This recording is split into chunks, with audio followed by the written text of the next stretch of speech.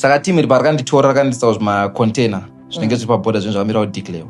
Saka time idzodzo ndopakabva banga ranga naro obva waya zvakanzi ndipe roko. Ndopana ndatanga kuramba ndakati roko nei wabata banga and ndopakabva tanga torachi roko rangu by force obva tanga kundicheka muno achicheka achitora like sort of like container achidraina like ropa raibuda chi muzvigunwe mangu obva cheka roko iri obva tora ropa riye.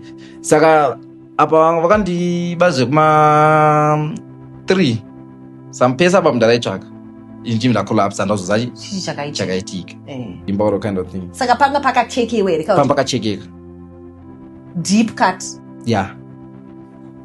ndakupindura ndakungorova madhoo container rakavharwa rakavharwa ndakungorova madziro chi ndikwanise kubuda dai vakangononoka 30-20 minutes ndaigona kunge ndakatofira apa panopisa pabait bridge mwana